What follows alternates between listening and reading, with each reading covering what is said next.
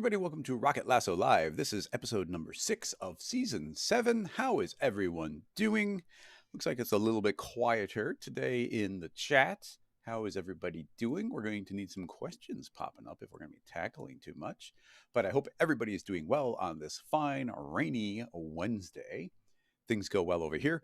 I'm very excited about a little plugin we've been working on, but we're not quite ready to show it off, but maybe I'll do a teaser of that soon.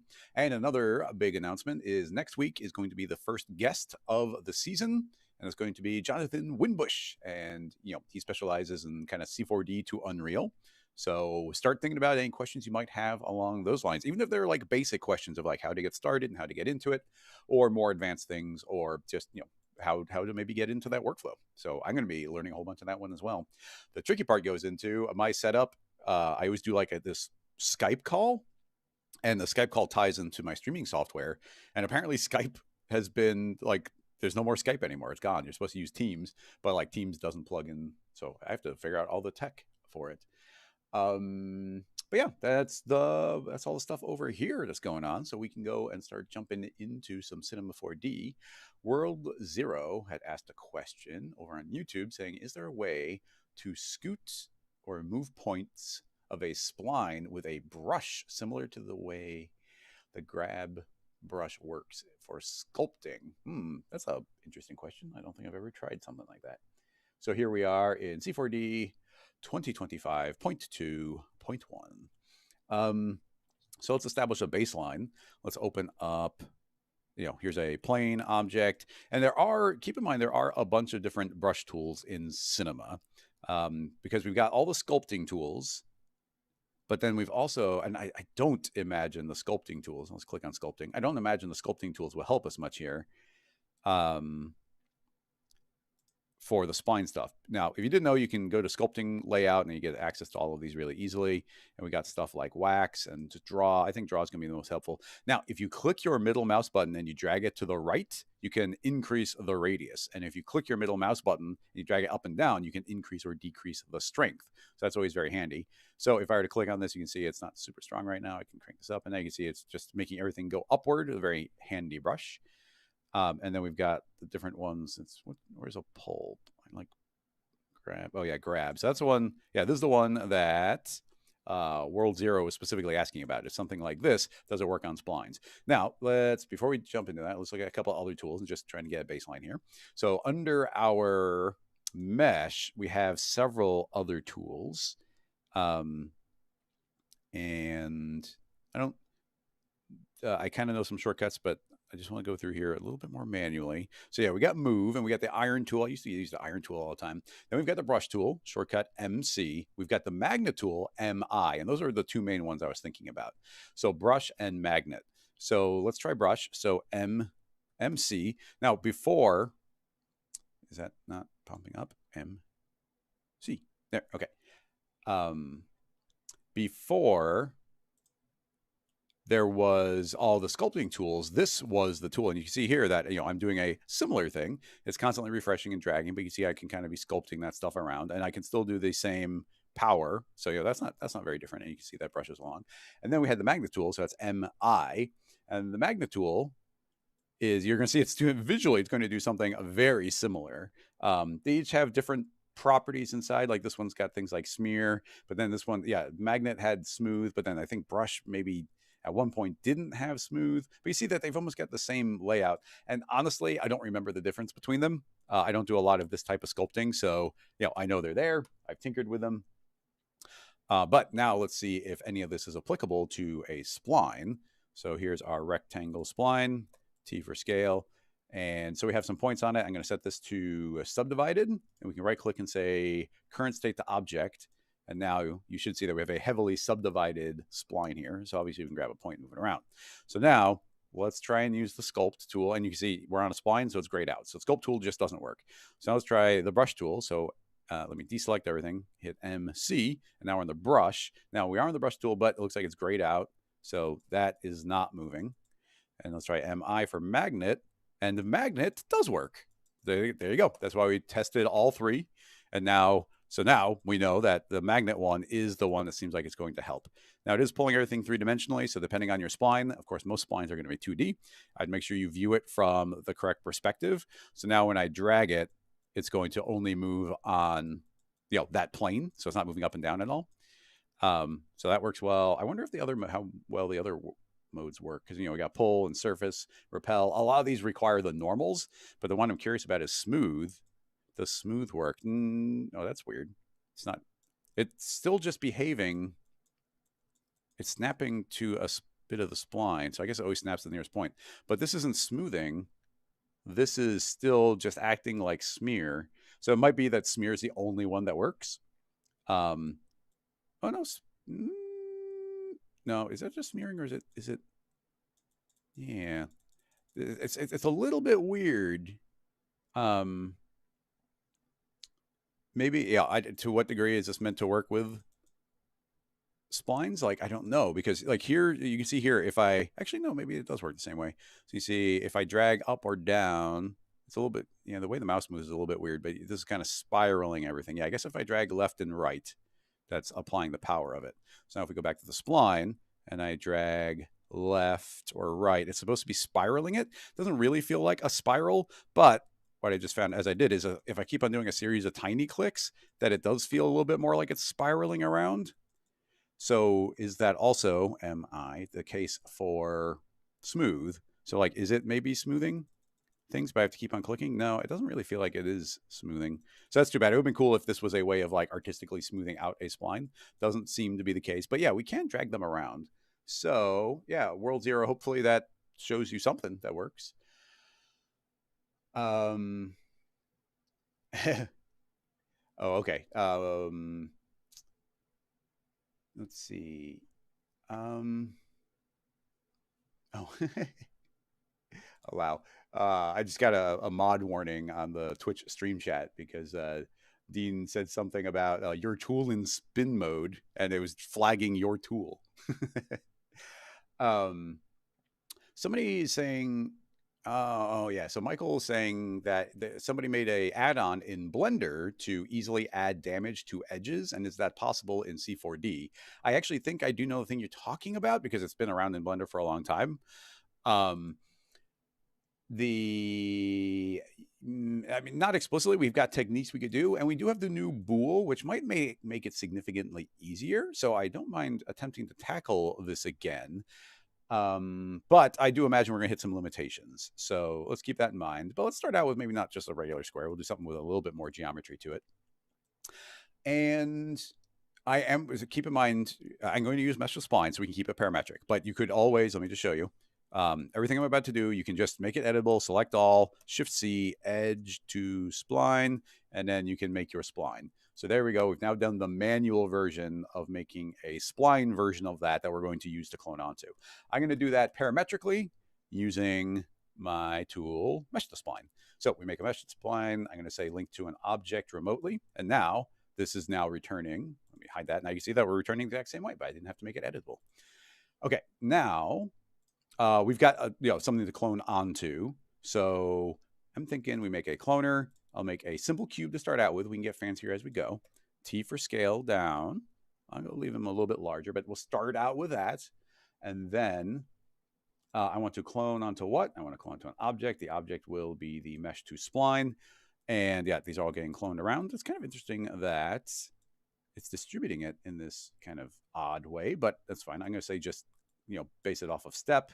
And now we can make smaller or larger steps. And I want them random. So we will give it a bunch, not offset, but random offset. But the interesting thing is this offset variation. It doesn't apply unless you've already got some offset.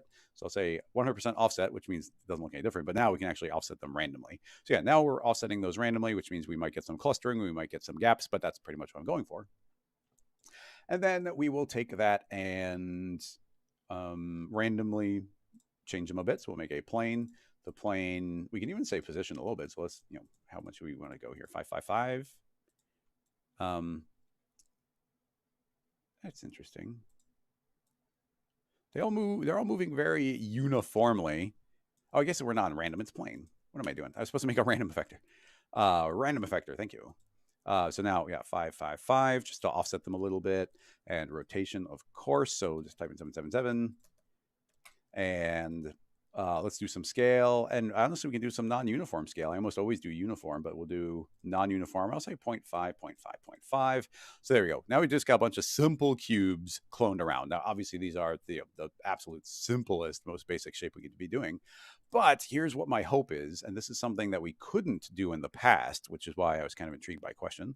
Let me give this a quick save and go to episode 6. And as always, I am saving the scene files in so that people supporting on Patreon can get access to the scene files. So if you see something you like or you want to reverse engineer, then you can go and support on Patreon and get access. Damage edges. Oh, and I should say mesh to spline.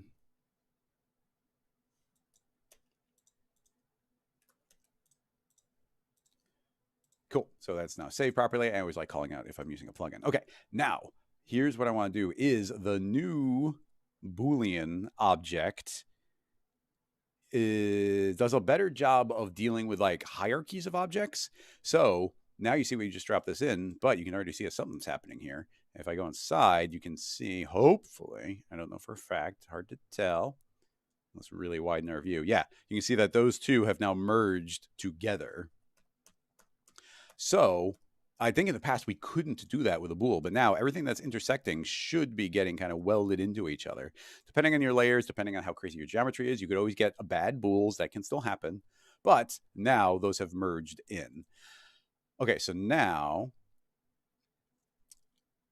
can we subtract it? This is a union. And now I should, in theory, be able to put this also in here. And that's a union of those as well.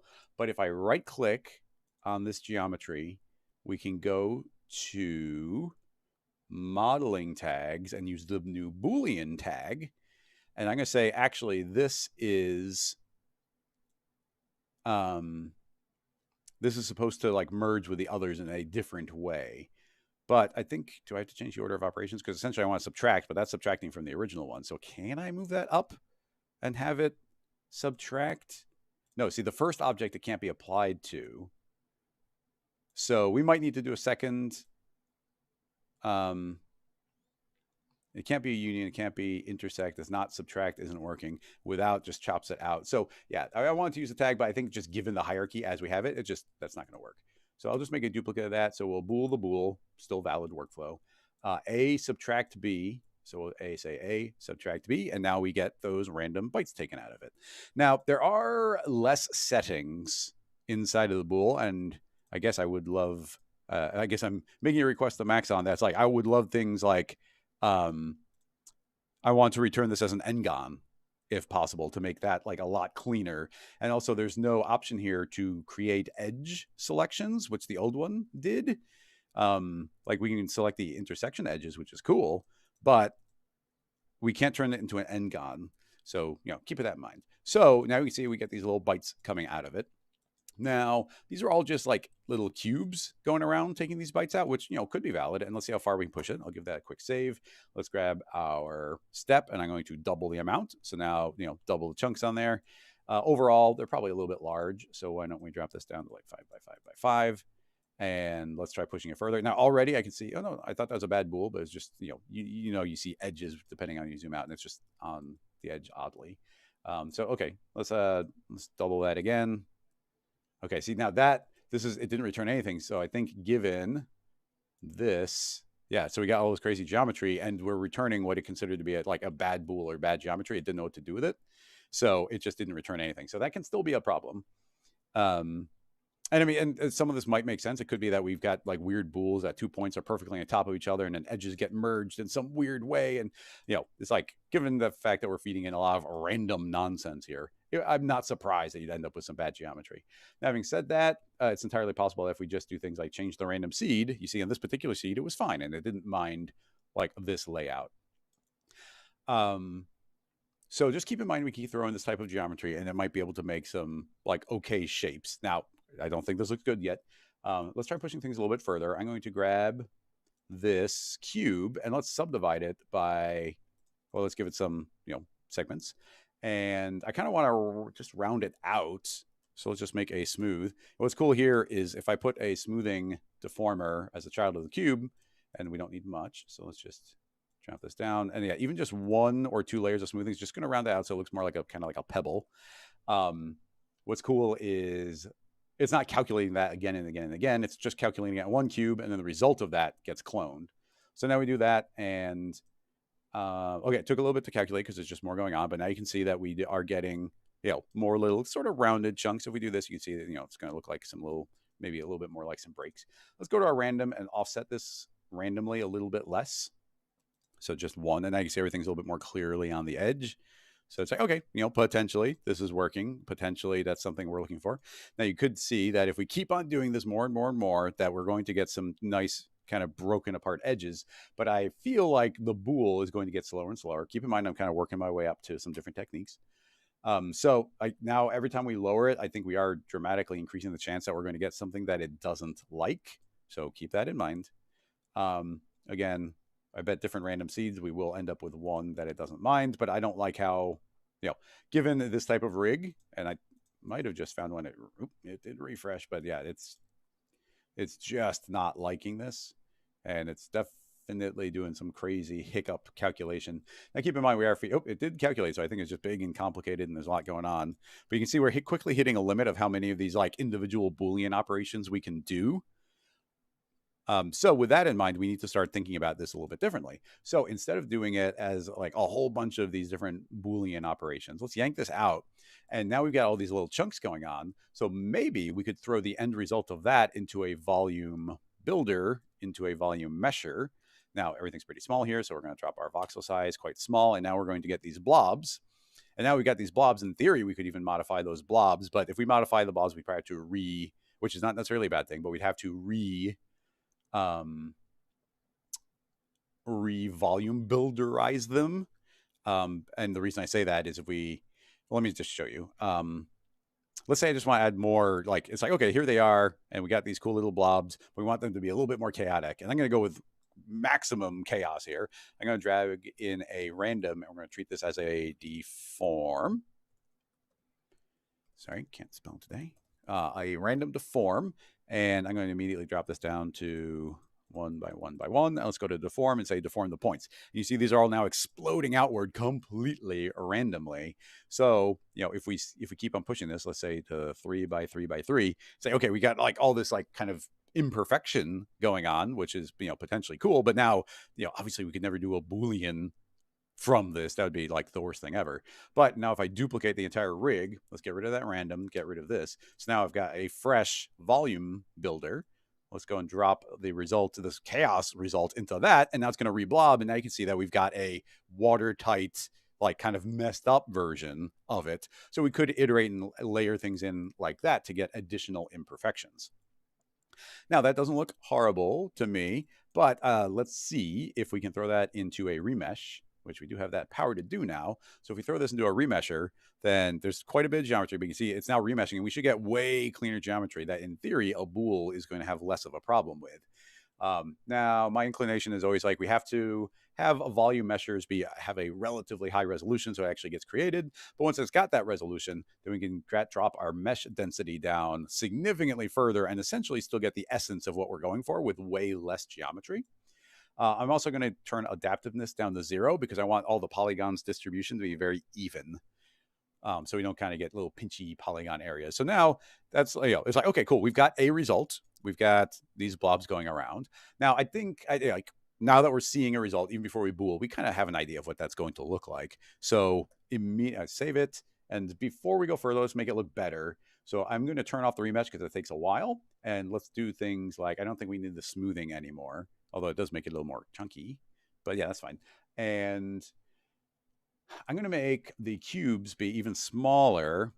How small? I'm going to go pretty small. I'm going to say 2 by 2 by 2. And then we're going to make way more of them.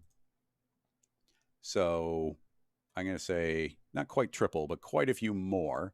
And then do we increase the randomness? Maybe. Let's try 2 by 2 by 2. yeah, so that's kind of moving around. You see, we get some gaps, we get some other maybe not gaps. Keep in mind, there's a bunch of different ways we could have potentially approached making even this base shape, and maybe we can explore some of the other ones if we're having fun making this. Now, there's all for me. It is all about like how far are we going into the mesh, and right now it's going into the mesh decently far. But something we might be able to do, especially now that we have our mesh to spline making our base geometry, is I could add some offset here. So I could say, give me an offset of 1. And now the entire spline, you see right here, the spline has moved away from the edge a little bit. And so if I keep moving that out, yes, we're creating all this geometry, but now you'll see a lot less of it is sneaking in. Let me push that further. So now you can see just little flecks of it are starting to pass through. And I might actually like that a little bit better as a Boolean operation.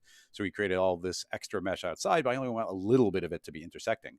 So this offset in mesh to spline turns into kind of like, well, how much of this is getting applied? Okay, having done that, let's experiment. Let's activate our remesh to get a nice clean version of these blobs. If once again, we go inside and kind of see, in theory, what's going to be getting a bite taken out of it. So relatively low clean geometry. Let's give that a save. And now we have A subtract B. Give that a second with relatively clean geometry going in. That didn't take too long to calculate. And now you can see that we've got maybe the best looking bits of damage we've ever tried putting on an object.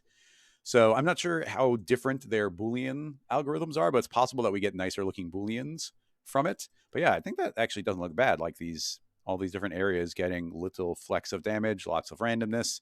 Now, just for fun, let's make more damage. I'm going to cut my offset in half by 2. So everything's moving. It's reblobbing, remeshing, and then doing the bool. So we got, kind of let that go step by step. So that's the new blob. Let's try doing the bool. And it seems like it's a bad bool. It doesn't like it. Now, we are throwing this into some triangles, but not very much mesh. So it might be a good idea to subdivide. Oh, wait, actually that. I subdivided, which means it updated the mesh to spline, which means it created like a lot more damage all over the surface, which I don't want. And I can't think of any way around that except to like make a separate object here. So I'm going to put an extra subdivision here, and I just want to make some extra triangles in there. So now we are mesh to splining off of this one, but we're booleaning off of a different one. So let's just see if that gives us a good bool. You can see the remeshing. Actually, why is the remesh still remeshing? It doesn't look like it's. Every once in a while, I feel like this little task manager glitches out because it's already remeshed. So why is it saying it's remeshing? So let's just turn that on. It seems like the bool is not super happy. So I'm just going to, again, change the number. Let's just give it potentially just a different random seed. And of course, it has to go through the entire process. With the bool being the last and complicated operation, I kind of want to see like, okay, cool, it's gone through, it's updated. In theory, this being there is annoying me. I don't think we can get rid of it though. Yeah, okay, it disappeared. Maybe I didn't see a refresh though. So let's activate that. No, it still doesn't like it. That's a shame. I don't feel like we're asking too much of it. Like, and we're feeding in some relatively clean geometry here. So I was really hoping the bool would be able to handle that. But yeah, no dice. I mean, we could try, it's like whenever it comes to bad bools, you can always do things like try and change a property just by a little bit. Or, like I said, try different random seeds and just see if one of them works. Of course, every time I try a different random seed, then it's reblobbing, remeshing, and then attempting the bool. So it's like a big old feedback loop. So yeah, that's a little disappointing. But it's like if we can't do a bool to take the bite out of it, then we kind of just don't have any option. Like there's not really anything we can do except for something that would be incredibly... Yeah, okay, see, that one worked. Just a different random seed. Don't know what it liked, don't know what it didn't like, but this one worked. And now you can see this one with more damage. And I actually like this one less than when we just had a little damage on it. But of course, it's like anything we change here, we could make it smaller. We can make it skinnier and just barely on the line. We could make it be a lot more random, so it could be moving off in all directions. We could do things so that it's more likely that the corners are very damaged than other areas. Yeah, all of that has potential. So let's, keep that in mind. And I'll save this file and leave this one here as where we're ending this version of it. But I've got several different ideas in mind. So that's one. Now the next one, especially if this Boolean stuff is just not working, we could brute force it. This is not my preference. Here, we can delete that and just go back to using the original. So not using a bool this time, but I'm just going to, again, duplicate our volume builder. And let's just go back to it being raw. And we don't need the remesh in this particular case. I don't think, yeah, I don't think so. So we'll just drop this in. So now we're blobbing a blob. But this time we're going to feed in our original shape. And now inside of our volume builder, we're going to say this is a subtraction. Oop, I guess we have to rearrange the order of those. So that is going to be, let's rearrange here and say subtract. So now you can see we're just doing this bite out of it using this volume mesher. And we put a separate volume mesher. So you see we're going to get a ton of geometry. And this is only going to end up looking as detailed as the geometry that we feed in. So if I say like 0.5 voxel size, suddenly that's going to get a lot more definition. But of course, our mesh is insanely high poly. So, a fine way to have to brute force something. But let's go back to pushing this out 4, because I did think that looked better. And you just get these little chips out of it, which I think look nicer. Without the remesh, this entire thing should calculate relatively quicker. So doing things like grabbing our deform and letting all those push out even further. Yeah, you see that just, actually it looks pretty cool. Like all this extra additional damage by letting those spread out, and some go deeper, some push away a little bit more. That randomness, I think, goes a long way. And I'm going to, again, offset to push these out a little bit. So yeah, a little bit more chaotic of damage instead of it being a tiny little tight line. And, I like the way that looks. Now, I will save this because a file is not bigger. But let's save that as another version. And now I'm ready to have to force cinema. But what happens if we tried to put this into a remesh?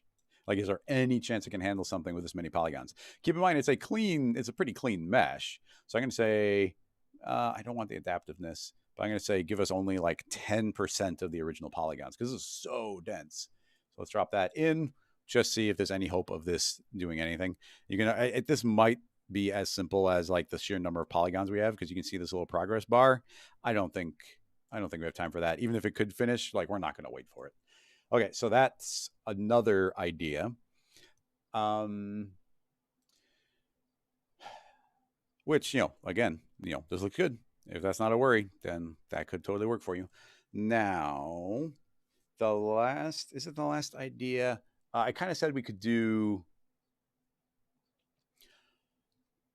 it kind of with a sweep directly. So that's almost like, maybe we'll still do this with a volume, but we got a volume of a volume. Maybe we'll keep some of that, but let's turn off all of that except for you. And we have our mesh to spline. So now the idea is going to be, what if we simply sweep? I'm going to feed that into a sweep and then feed in maybe a end side. And the end side is going to be small. So you can see, it's like, okay, we got an end side. And then I'm going to say, you've got way more sides. I don't know how many, let's say 24. And it's going to be a radius of 0.01. A very, very, so now it has geometry, but it's so thin. And then let's go and grab a displacer, or I guess we could use a plane. I think a displacer is easier in this case, though. Actually, no, I do want to use a plane. So let's make a plane.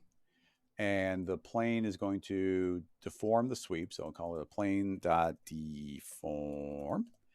It's going to push out on Z up to 5, and we're going to deform based on the points. So now you can see it's inflating everything.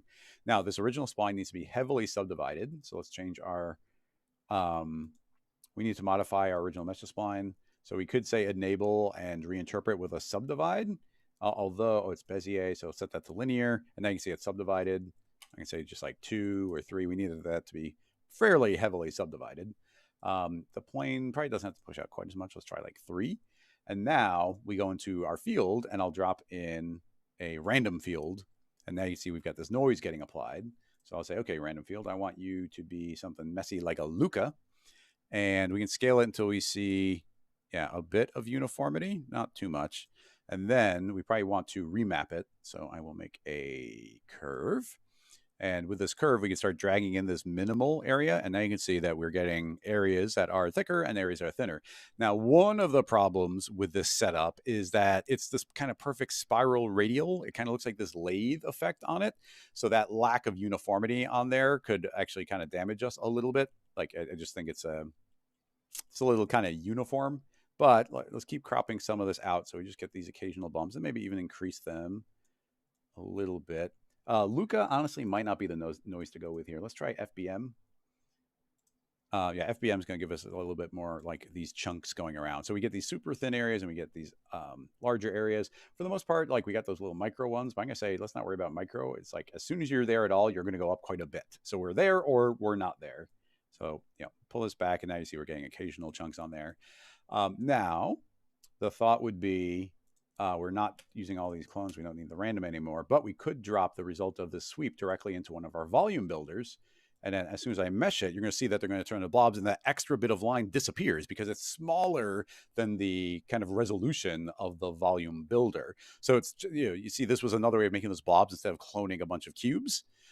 But I think we're going to end up in the same problem that the bool's not going to like them that much, even if we remesh. But yeah, now we get these lovely blobs going around. And I guess we can just bypass those because this will still see the children. And inside the volume builder, that subtracts from that. Okay, let's just turn those on. Oh, they're too far away. So grab our mesh the spline and offset only by 2. Maybe only by 1, just so we can see it. And volume builder, activate that. Okay, now you just see it's a different way of getting those little bites to appear. And what's cool about this one, I mean, what the thing that makes this one a little bit superior is, and I think we got an extra volume builder layer here. We just don't need. I'll delete that, and now I just say subtract again. Potentially, we could do this all in one volume builder, but I'm making the steps explicit. But anyway, what's nice about this is now we can just go into our random field, and that's what we can change is kind of like the single property. So I can say, actually make the noise smaller, and now you can kind of see those little bumps a little bit more clearly. Or you can make the noise larger, or I can make the noise really large, and now you see we'll get like, this whole corner's messed up, but other areas aren't touched at all. And then we could grab our remap and say, actually, more areas should be affected. So you can see I'm almost in real time here, very effectively being able to see more or less of the damage that's being done. Let's shrink that back down again and grab the remap. And now you can see that it's like, okay, I want like less damage. It's just straight up shrinking, or more damage. And you see that all the corners are getting heavily damaged. Now, I think this also, we could do one more thing that would add a decent amount to this. And right now we're getting all of that uniformity, like where they're perfectly broken on both sides of the corner. And potentially we could deform that more and relayer them up. But what I was going to say is, if we yoink out our mesh to spline, we can grab the electric spline modifier. So search for the electric spline modifier, or you can find it here in your deformer menu. So Rocket Lasso made the electric spline modifier. It's here in your cinema now. If we drop this as a child of the mesh to spline, we're going to get all this electrical effect. I'm going to get rid of this fade out on the edges, and it's already subdivided, so I don't need to resample. And let's just go to our displacement. And now I can start adding on layers of displacement. And now you can see some lines are fading in, some are going out. They're randomly moving around in every axis. So that hopefully will give us extra randomness to play with here. So let's push out, not quite as far. Actually, we'll go to 0. And now you can see that our random is this other variable we get to play with. So maybe we can deform this out further. So I'm going to say push that out to 5. And you see we got more bits of damage. Some are sinking in a little bit more. Some are a little bit further away. Grab my electric spline. Let's push this out only 4. And you see, the less electric we do here, the more uniform it is. The more I let that drift, the more that these lines might be a little less perfect on the edges. Although I must say that they are still pretty close to the edges. Like, yeah, that's not symmetrical anymore, but as I increase my displacement, it's also kind of just drifting it away from where the core bit of the line should be. So not in love with the electric adding on to what we're doing here. I could push this out a little bit further, which is going to keep it a little bit more near the edges. But yeah, the electric didn't add quite as much to it as I thought it would. So keep that in mind. But nonetheless, I think an interesting rig that we get to directly control everything just via the noise that we're feeding in. So yeah, just being able to grab this curve and say, give me more damage or give me less damage. I think that's pretty cool. So we'll give that a save as another version. Now the last version, I guess it has similar limitations, but I'm just curious what we get from it. Let's clean up a bit. What do we need? I just want that and this. And we could use the volume as a way of subdividing, which isn't a bad idea. But there, we've kind of cleaned everything up to the super basics. Now, if we were, essentially what I want to do now is try this with just straight up deformation and a vertex map. So we got two options. One would be, we can just take any mesh and you have to subdivide it. So here I could, I could say, hey, subdivide by 12, and I see it's quite subdivided. Just drag this up until I get like a ton of subdivisions on it, which is what we need to do a vertex map displacement. Alternatively, obviously that's not going to work on every mesh that you feed. So alternatively, we could just go back to the volume builder, volume mesher, lots of resolution, and now it's subdivided, and now we can throw any model in there and it will work. So now that we've done that, let's go and make a other vertex map. And then in here, there are some effects that we could do directly. Let me show you. If we feed the original shape in directly, we can get a highlight on the corners, which could be useful. We could also say, look at the curvature, and I'm not sure. Maybe I'm having trouble seeing it. I was hoping we'd get some highlights on these corners, but maybe it doesn't quite catch the way we want to. Maybe there's a threshold that works, but I was going to say, we don't need to do that because we've got our spline, or in this case, our mesh to spline, and we can just drag that in and bring it in as a spline object, and that looks kind of cool. But I'm going to change this instead of being long, I'm going to set it to a radius, and now you can see that I've got the edges the way I wanted to. And we cannot, unfortunately, I wish that we could drag a variable radius in there. That would be cool, but we can't. But we've got this overall radius, so it's the biggest it could possibly be. And then we can overlay noises again. So let's grab a random field and multiply, and that's a Perlin noise. Let's go and grab the FBM. It did a pretty good job for us before. I'll increase that, and I'm going to go into its remapping and change this to curve. So now we've got this curve, and again, let's do a similar thing. I want it to be up, and as I pull back, you can see that we're going to start eating away at this shape. So, we'll see some more or less. And actually, I might layer a few times here. So let's hide that. I'm going to call this one .fbm. But we're going to grab this and let's see if this works. I'm going to grab my mesh to spline, being fed in, and increase this radius. And then create another random field. And this one, I'm going to set this to overlay. And we're going to leave it maybe as a Perlin noise or maybe a large FBM. So I'm going to make it pretty dang large. And now a little trick, and it takes time to calculate, but if you overlay, I want to increase the contrast of the overlay so you can actually duplicate it several times. And each time you do, it's like it's cranking up that overlay. Now also within the field, and keep in mind, it's the same field 3 times, I could go and increase its internal contrast. You gotta be careful. You can't go too far with it, but we could grab this curve. I can start like pulling this up a little bit. And now you can see what's happening is where the line is brightest, it wants to be thicker. And then where the line is darker, it's going to have different bits of noise overlaying on top of it. So that can be fun. We try different seeds. We could try different scales here. So, if we make it really small, it's going to look kind of messy there. If we make it way larger, we're going to start getting uniformity out of there. And I kind of wanted the uniformity. We also might want to remap the incoming spline because right now that's a little harsh on that transition. So I might go, where are we? In the vertex map. So we got all those overlaid noises, but in our mesh to spline directly, I could go into the remapping and remap its curve. And I might say, like, I really want the edge to fade out a lot. And that just means the overlay is going to have more of a crossfade. So now, we got sharp areas, large areas. And now that essentially becomes like this thickening of the line. Like we've now made that some bits of the line are thicker and thinner is the way I'd like to think about that.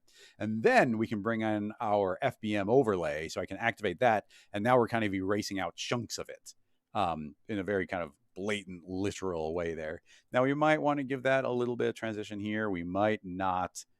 We honestly, we don't even need this layer, but it's going to add in this additional layer of randomness on top of everything. And then also, let's keep in mind that this might look cool. Let's go and turn all those off. And we already saw if I drag the original shape in, we can get these circles on the edges, and maybe we want to keep that. So if I say that this is going to add, I'm going to say max. Yeah, so now we see that and the max. And this one also I would like to remap with a curve. And also I want this to be very stretched out to fade away. And then we can grab our radius and increase that radius. So I want to see that kind of fade out. And those are overlaying on top of each other, essentially. So now all these noises can overlay. And now you can see that the corners are guaranteed to get more damage just because the corners are thicker. And now we can do our noise overlay. And now you can see that we've got all these areas that we've kind of distinguished to, get damage in some sort of way. So now we need to apply that. Now we could do this as a material. Of course, now we're paying the cost of a heavily subdivided model, which is the unfortunate part. But let's save this as next version, just in case. What am I doing? A, B, C, D. But now we've got all that. So now we can grab our actual final geometry there. Let's hide the mesh to spline. And I would like to displace it. So yeah, let's make another plane, put that under the mesher, call this .deform. And we're going to deform based on points. We're going to push not on Y, but instead -3 on Z. So you see everything's deflating now. You see here, or we can inflate. So -3. And now we limit to our vertex map. Okay, so not seeing much, not seeing anything. Okay, interesting. Let me think. Is this because, yeah, this is seeing the deformed points. I'm going to say don't see the deformed points. Does that make a difference? We already know it was deforming. Okay, there we go. So now, maybe, I'll double check to make sure that was the case, but now you can see we can push those out. But what we want to do is push them in. Now, it's already super subdivided, but we're not creating any additional geometry. We are merely deforming the existing geometry. And we can see that we can just deform that in as much as we want to. And honestly, a light touch here could go a long way, where it's like, okay, now we've applied damage. These sharp corners, it's a little too sharp for me. And I guess I just don't have a great solution for that. So we get kind of like this, an orange, like where the stem would come out from an orange kind of pinch going on. I suppose we could do the opposite, which is not something I want to do, but we could go positive on it and then invert the field. So the incoming field, I can say, well, give me the opposite. So now everything else pushes out and these are left behind. But, still not great. The polygons are kind of stretching in a way I'm not in love with. Formed geometry in this case, which is unfortunate. And again, it goes to this method is so heavily subdivided that, that you get a lot of limitations on that. So a lot of this is just dependent on like a really, really robust Boolean operation. And outside of that, you can only do so much, like in the case of this type of thing. But anyway, that was a bunch of different possible approaches. I'm going to de-invert that. I think our end result looked best here when what did I do? Oh yeah, inside the plane, get rid of the invert. And actually, yeah, maybe we make that go negative. Like it looks kind of cool when we do that. It doesn't look so good when we do the opposite. But yeah, I mean, essentially those are the methods that come to mind for me of ways of applying this stuff. I'm trying to think of it, anything else comes to mind, but those are, like, essentially we've tackled this exact question before. And this is me trying to apply any new methods we can do now. And that's as far as I can think to go. So I think we'll wrap that up. But I saw that several questions have come in as we are going. And let me actually see if anybody has any thoughts on what I was doing. Thanks, Toby. You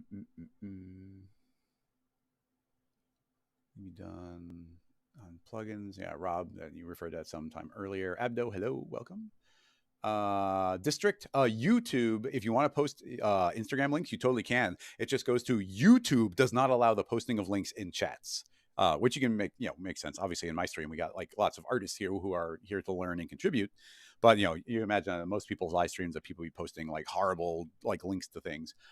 If you do want to post links, you can go and jump onto Twitch. So just search for Twitch and Rocket Lasso, and on Twitch, links are allowed.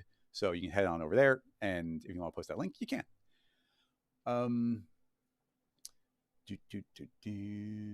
Skylar was asking the chat, but it's like, is there any way to keyframe sculpting tools, kind of like the steps you're going through as you're sculpting? I think you'd have to do that very manually, and it wouldn't be like your act of sculpting. It would be each completed step of your sculpting. And we're not going to spend much on this, but let's copy that shape, new, paste. This one I'm going to just make a little bit more subdivided, make it editable. Let's go to our sculpting tool. Yeah, okay, that gets rid of the timeline. We're going to need the timeline, and honestly, they rearranged the icons, and this one I just haven't done much. Parameters? Nope. How do we... Oh, setting? Nope. Position, rotation, scale, parameter, point level animation. That says off. Maybe this, does that mean we're turning those off? So now I'm set, now I turned it on. So I want to say those are off and these are on. So if we have an object that's been made editable and we hit record, and then I move forward one frame and I grab, I can just grab the brush tool. So MC, and let's just do that. And now I hit record. If we go back a frame, you see that that's what I used to have. And I go forward a frame, and this is now what we've modified it to. It's very odd to me that we don't activate these. We turn them off. They're highlighted when they're off. That's very odd to me. That does not seem right. Anyway, now we are doing that. So we'd probably want to make, well, I'd want a hybrid thing, but maybe we can just grab our mesh. Where's sculpting? Yeah, sculpting. Nope. Brushes. Okay, there. I'll just tear this off so we don't have to change the layout. So I will delete this keyframe, and this is where we started. So now I'll just grab, draw, and then okay, F9. Let's see if that works on my keyboard. No, let's hold down. Oh wait, that's active. Function F9. Okay, function F9. So that's a long stretch on my hands here. But function F9 is keyframe. So let's see, I could be like sculpt like that, F9 to keyframe, or I can just hit the button. And then we already have to click this, so I'm not going to use I'm not going to stretch my hand anymore. I'm going to go forward a frame, do a little bit of sculpting, keyframe, frame forward, do a little bit of sculpting, keyframe, frame forward, do a little bit of sculpting, keyframe, move forward. And so now if I were to go through here, you see each one going. Very manual process. I'm almost certain cappuccino is not going to work here. Oops, I thought I was just deleting the keyframes. So do we have cappuccino here? Yeah, here's cappuccino. Yes, PLA, not these. And single keyframe, start timeline, rewind current time. Cool. Okay, so I don't know if this is gonna work. I'm gonna say start real time. And now as soon as I click, it's gonna start recording. So I do that. Nope, it's not playing. Start real time. Hit play. Yep. That did not seem to keyframe anything. I'm going to make a manual keyframe. And then rewind time PLA. Start real time. Huh, am I missing something? MC, we'll do a brush tool. It's, you know, sculpting maybe can be weird. Nope, that's okay. Now it's snapping me back as I sculpt. Boing, boing, boing, boing, boing. That's kind of funny looking. This is not Cappuccino, the tool in Cinema to like record things in real time, is not acknowledging keyframes. It's not acknowledging these point level things, which maybe is a bug or a limitation. Now, keep in mind, this is gonna be like a 15-year-old limitation or something. But this, you know, I've used it for like position and scale and rotation, but I've never used it for point level animation. So I think, yeah, I think it just doesn't work. And even, yeah, none of that's working. So that was the idea. That's as far as I can go with it. Now you could do other like tricks and whatnot where, you know, you could, but you want to do like modeling steps and whatnot. So yeah, sorry, that seems to be the limitation. Burp.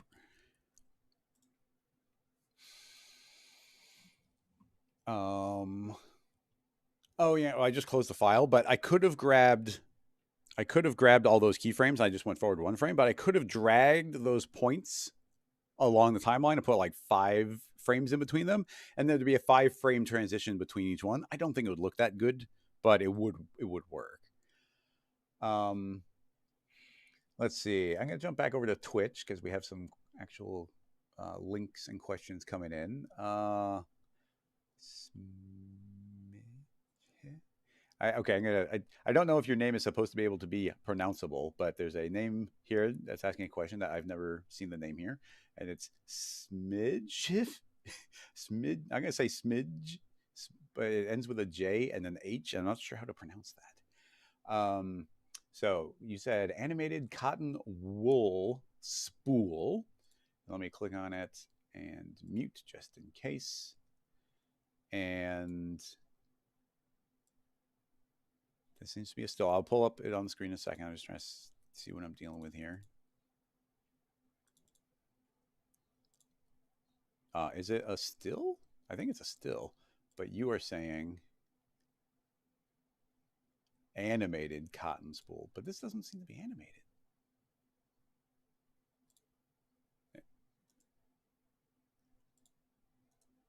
Okay, anyway, I'll pull it up on screen. Boop. Okay, so Perevertin A, exploration with a Loop Creative Studio, but like to the best of my knowledge, oh, okay, the next one had it animating. Whoa, look at that. Whee. Oh my.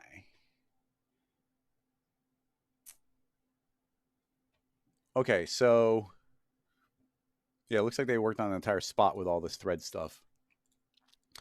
My interpretation of what we're seeing here, yeah, this is an implied time lapse, which is really clever. So you can see here that these layers are getting applied and animating regardless of this like lovely spiral that's coming down. So I think this animated spiral is just implying that this is coming from somewhere. We can see here that their rig was independently wrapping that up. Now, I do have an approximate knowledge of many things, but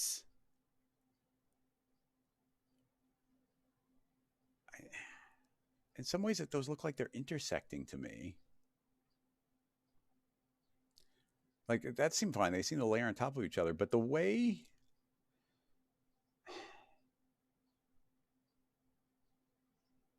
I don't have like an engineer, I don't have a mechanical understanding of what we're seeing here.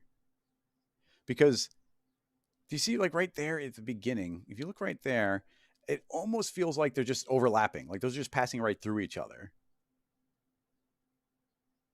But then after a moment, it doesn't look wrong.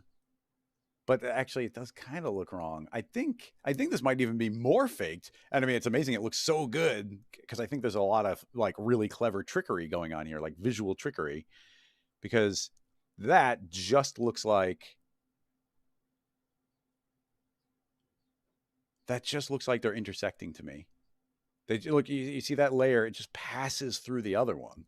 So then it's a very, very specific piece of geometry going on. And actually, yeah, when you look at this top one, like at the very, very end, look at this one coming down. Like that doesn't look like it's wrapping anywhere because it's just disappearing. It's these top lines are just getting cropped out. But very, very clever, very clever use there. Let's give it a heart.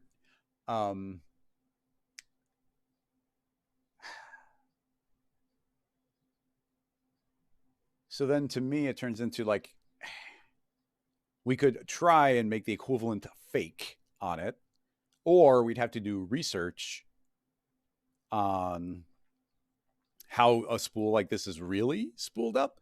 Now, to my knowledge, a spool merely like travels up and then back down again. Like it just alternates up and down. And that's not what is happening here. So, let's move into cinema and just start doing a little bit of exploring. I'm not going to, like, that does have this lovely pattern kind of going up and down. I'm not going to attempt to recreate that pattern because I think it's a clever visual fake. And generally speaking, I don't think it's a good idea for an artist. What's the right way of saying this? If you're going to do research on something, don't try not to do derivative research. Try and go back to like primary sources. So in this case, the primary source would be like a real spool of some kind, or at least our understanding of the way a real spool would go. Trying to recreate somebody else's recreation just means you're getting further and further from reality. So now, having said that, I think that we'll be putting plenty of fakes in this as well. But let's see what we can do for some of the basics. I'm going to give it 124 sections all the way around. And what I'm thinking is let's make a series of helixes. Have a helix go up, and then another helix go down, and another helix go up, and another helix go down, which should be actually really straightforward in a cloner. Is that true? Would that actually be straightforward in a cloner? Maybe not, because I want to alternate. And then this could be an incredibly heavy scene. So let's see how thick we have to go. Actually, instead of us going insane on this, I might imply that our threads are really, really thick. So we're not going to spiral like a billion times. I'm fine spiraling a bunch of times, but probably no more than this on any given loop. So how tall is that? 200, 400? No, let's say 400. Okay, 400 tall helix. Also 400 tall. And then I'll probably center that using the axis tool. So I'll grab geometry axis, drop that in, and say, don't zero that out. And actually don't worry about X or Y, just so I'm sure it's only centering it up and down. So you can see I've got a spiral going up and down. Why don't we immediately get a sweep on here just so we can get an idea of the thickness? That way we're not building a whole rig and then having to correct it. So how many times can we spiral and me think that we can actually run this? I'm going to double the number of spirals, where you have to double our subdivision and to have any kind of implied thickness going on here. I'm going to increase the count there, shrink those down a little bit. And there we go. That's not a bad layer thread. It's not insane. Now, in theory, we want the radius to be a little bit bigger. I'm going to call that good enough. So then, now imagine that we're going to be animating this. I want to eventually animate with a single parameter, but imagine that we're going to be essentially doing this. So now I want a second spline. I want another spline, which honestly, I don't think this is, I don't overthink it. If we just made, so that's one spline. If we just make a second spline, and this one, I don't know how wide we want to go. So actually, just for the visual, I'm going to duplicate the whole rig, increase the radius. Let's view it from the bottom just to see how far out we need to go. And that seems about right. It's even probably good for it to slightly intersect. Copy that value and put it on the end radius. And then here's the important part. I'm going to say reverse. So now it's going the opposite direction. And now, is there...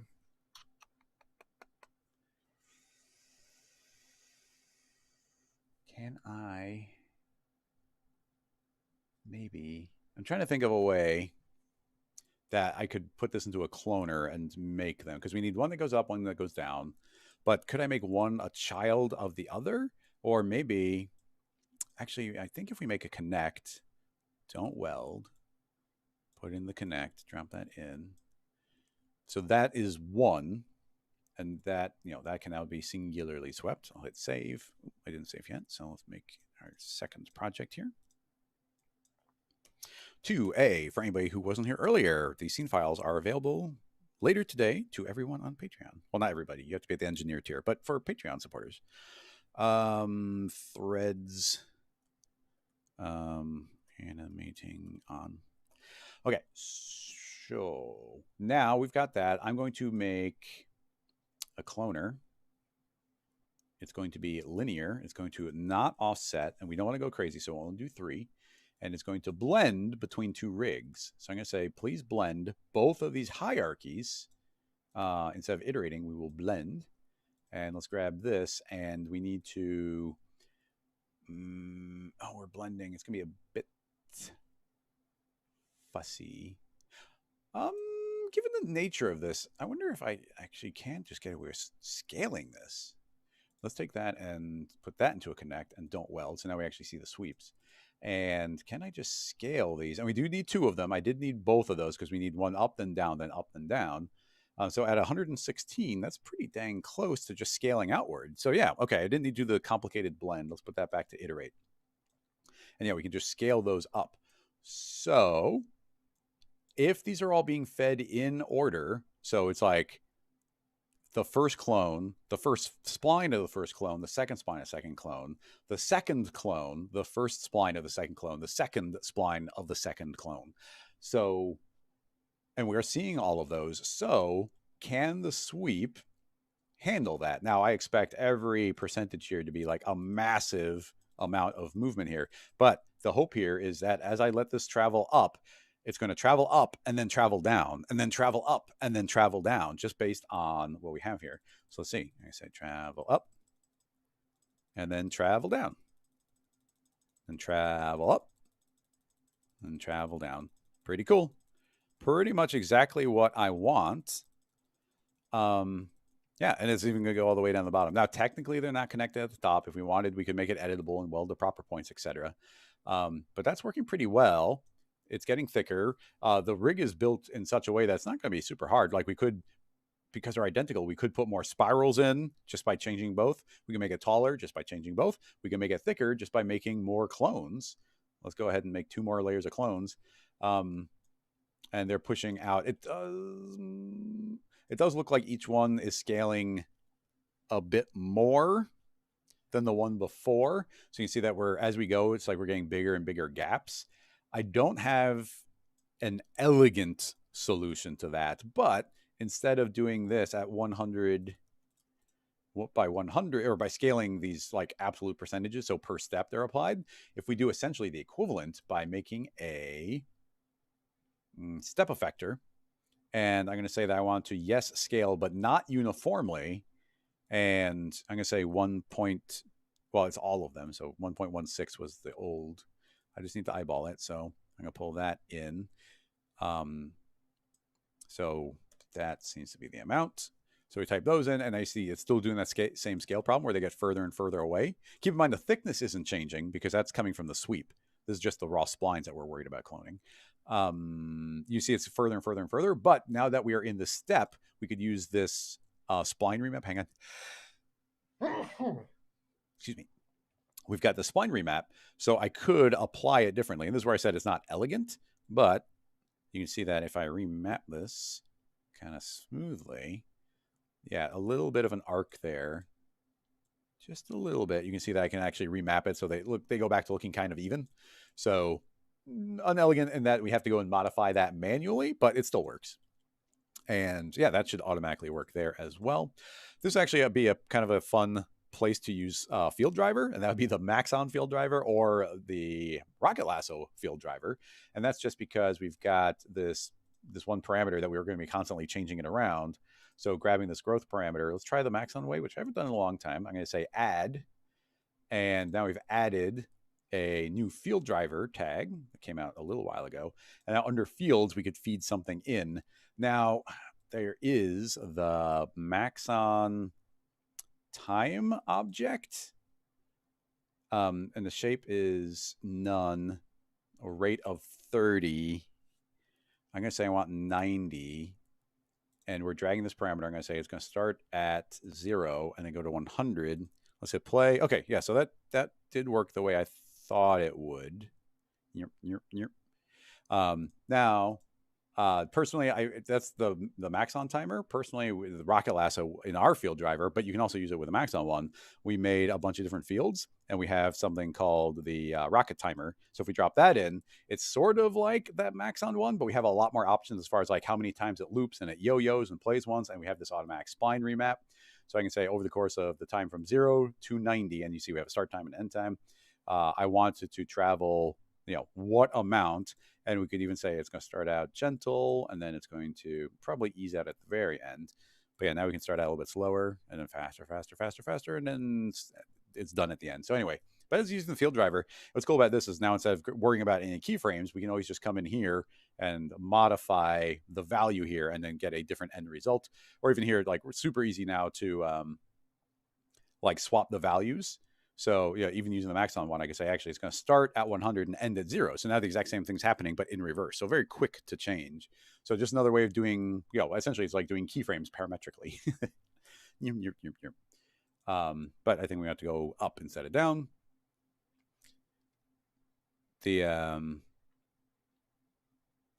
Now, is there any way?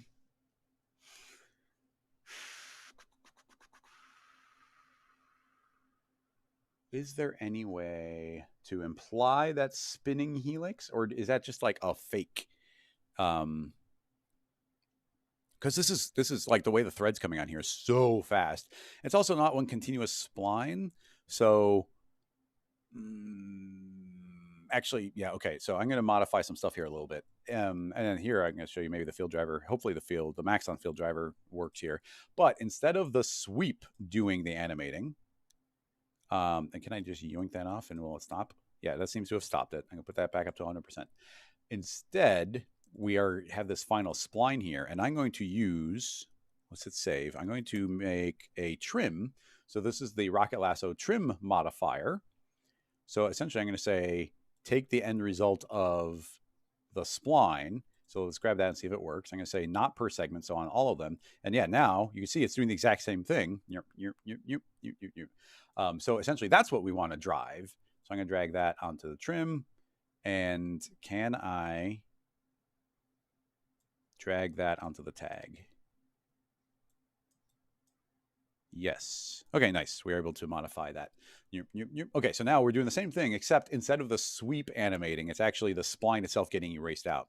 Now, the reason I did that is, and I don't know if this will work, can we clone onto that endpoint? So we're going to keep it as simple as possible. We're just going to make ourselves a little sphere here.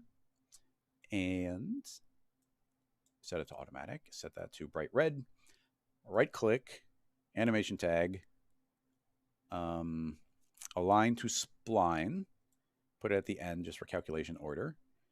I want, I did align the path. Right-click and animation and align to spline. The spline will be this connect. Oop, it didn't move. That's not a good sign. So it's not acknowledging this connect as a spline. I don't think this will work. But I'm going to put into another connect and try connecting the connect. It still doesn't like it. It's not doing it.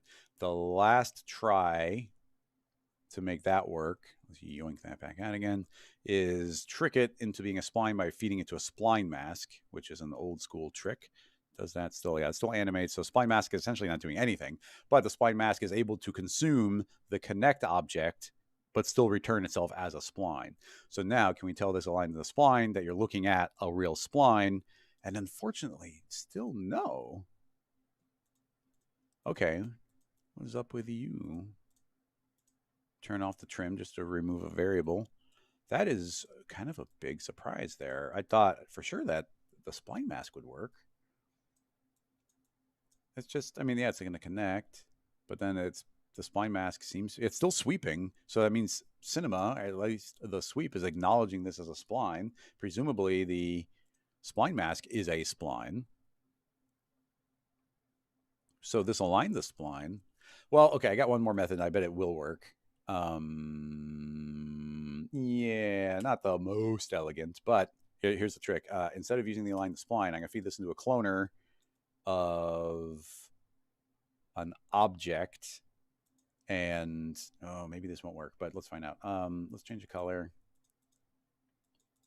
And is that 0? Where'd it go? Oh, object. The object will be the connect. And now we got, it did clone, it's on the surface. That's better than what we had. But is a cloner capable? It's per segment. I'm going to say not per segment. I'm going to say I want a count of 1. And I want it offset to the very end. So in theory, we might actually, no, I'm not sure where we want it. Let's put that to 0. Yeah, okay, I think, or that doesn't seem right. Don't loop. What's going on here? I said not per segment, so I thought this would apply to every spline, but it doesn't seem to be. It seems like it's only seeing, when I turn off per segment, when it's on per segment, it's seeing every individual spline segment. When I turn off spline per segment, I was hoping we'd view every spline as combined equals 100%. But it seems like it's just saying, oh, I'm only returning the very first one. Hard to tell exactly, but let's turn back on the trim. It doesn't exist at all. Now it's there. So now, okay, so now you see it is stuck on the end. It's going crazy fast, but stuck on the end. Well, it's going back down again. Maybe it's working. Let's shrink it down. And just see if that's implied to be traveling up and down. Yep, yep, yep, yep, yep. See, it disappeared. It didn't move on. That's so weird. It seems like it goes up and then it goes down. So that's like the first 2. So that's the first clone essentially. But then it stops. It stopped dead and it's not traveling up the second clone. Isn't that weird? Let's connect again. Don't weld. Clone onto the second connect. It didn't jump or move, so I'm guessing that didn't work. And then I'll try the spline trick again. I might still have no, maybe. I might have one more trick up my sleeve, but let's try the spline mask. Try cloning onto the spline mask. And it still stops dead after. Oh, now it's not even going at all. Nope, nope, nope, nope, nope. It's possible spline mask reversed the direction. Nope, that didn't make a difference. Okay, so undo. Okay, last thoughts. Cloner.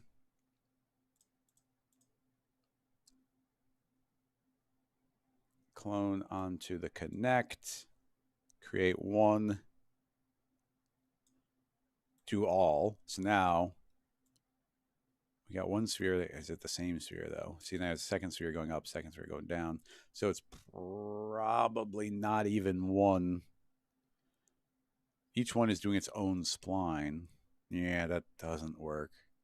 Dang it. Okay, well, essentially all I wanted to do was have a object somehow be traveling on the bleeding edge, like whichever part is animating, whatever that is doing. I wanted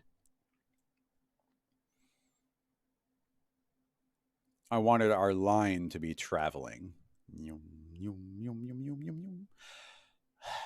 But it didn't. It didn't. So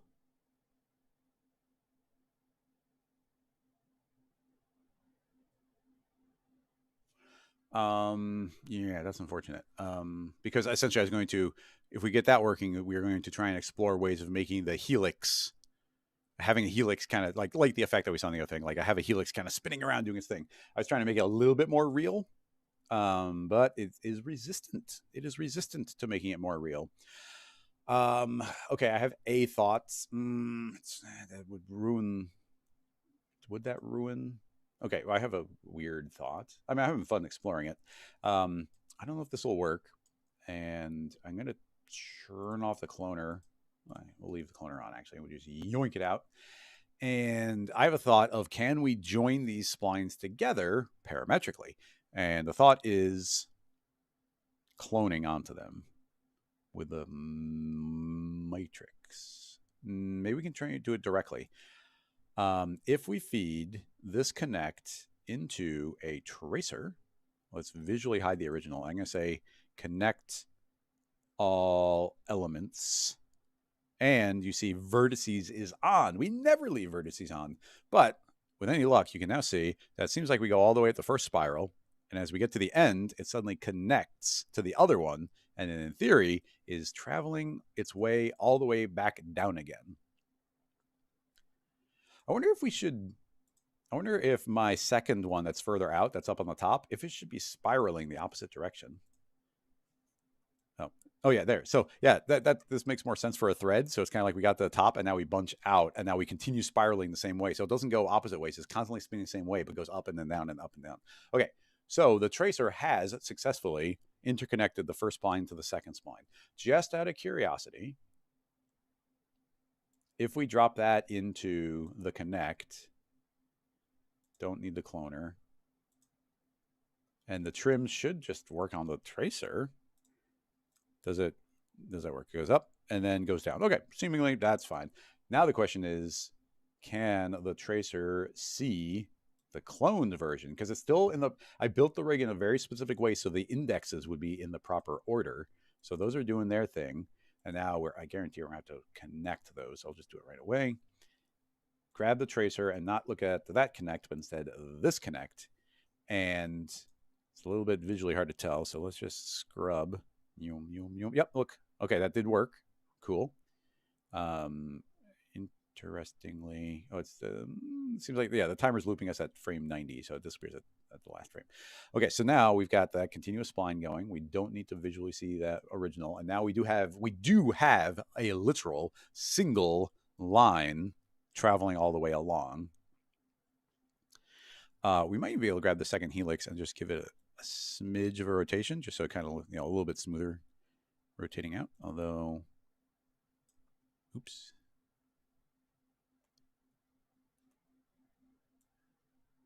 I'm not sure what's going on at the bottom here. Oh, well, okay. As I rotate one direction, we're messing it up on the other. Potentially ways of fixing that. I don't mind this little extra little bump right there. We'd even use Rocket Utility Smooth to smooth that out if I wanted to smooth it. But I'm just not going to worry about that right now. Okay. Now we're sort of all the way back around to the sphere idea. So if we make the sphere, let's see if it works. Sphere, smaller, automatic, red, right click, animation, align to spline. The spline is the tracer. No, actually, spline is the connect. Does it refresh on the connect now that, nope, still doesn't like that connect. Okay, that because of the rig as we've modified it, it's now we don't even need that connect, so I should be able to just do that. And now I'm pretty sure that'll see the tracer. Yes, okay, it does seem to see the tracer. So let's put it to 100%. Whoa, it's not seeing the end result. Dang you. This capsule, this being a capsule, it seems to it doesn't want to see the modified version of it. But the tracer saw it, so maybe I can modify that connect, and the tracer is tracing that? I don't know. Okay, yep, that particular, very, very, very particular tracer hierarchy seemed to work.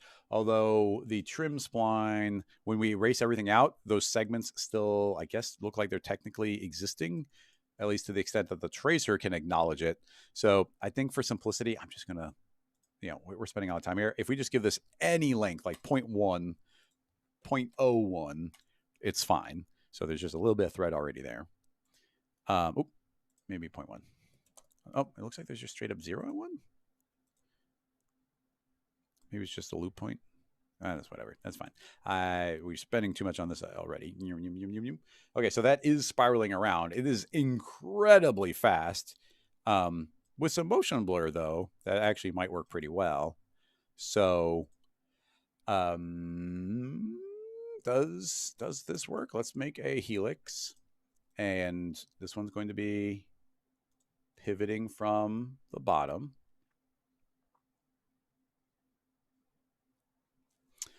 Oh, actually, okay, there's going to be some interesting tidbits here. Okay, so we're going to pivot from the bottom. We don't need nearly as many rotations, so we'll do something kind of like that. Yeah, increase the radius, increase our spirals. We'll let this go big enough and tall enough. That essentially just goes off the screen. We could put all sorts of like height biases and whatnot. So we could say it gets a little bit more, tighter there. We could do radial biases. So it's like there's more here. So that could be cool. Now, can we... This is going to be interesting. I don't know how complicated I want to go here because all of this is essentially bonus stuff. But we now have this line, and this line, if nothing else, let's just start out with it moving up and down to match our movement as that goes. But we know our sphere, which is working right now, our sphere is going up and down, but it's also traveling all over the place. So how do we make this only travel up and down the way the sphere is moving up and down? Well, first of all, let's put this in the correct order of operations. So now the sphere is doing its thing. So now what we can do is grab our helix, right click, say, give me a rigging tag and make a constraint. Then we can make a transform. So we're going to transform it. We're meaning move in some way. And we're going to constrain it to what? Well, here's position and rotation. I'm going to say, yes, I want position, but right now, not rotation. But right now, it's going to snap to the entire position. So that means the entire spline is going to move over and physically move everywhere. But I'm going to say, constrain, actually, I don't want to worry about X or Z. I only care about matching the Y.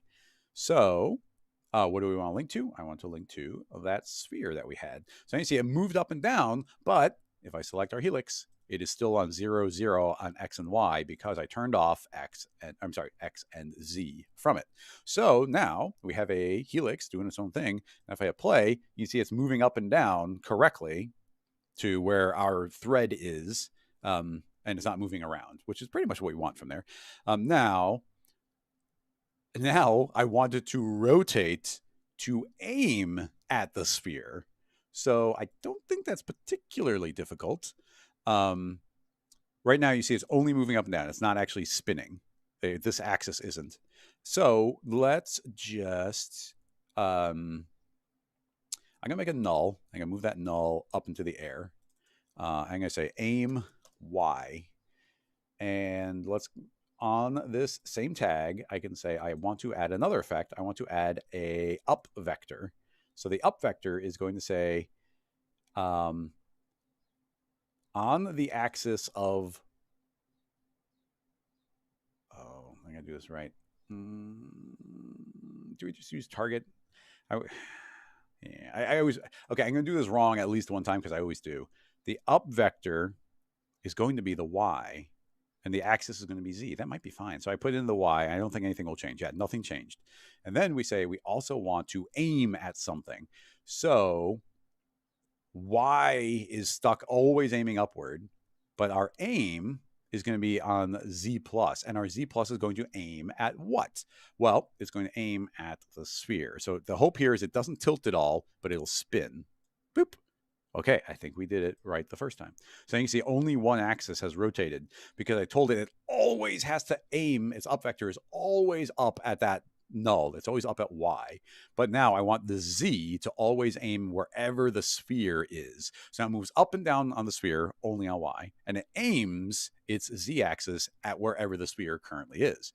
So now if I hit play, now, there we go. So now we have a pseudo-realistic movement of this spiral where it's constantly spinning, but it's also moving up and down appropriately. And the rest of it's just kind of an optical illusion. So let's duplicate our sweep.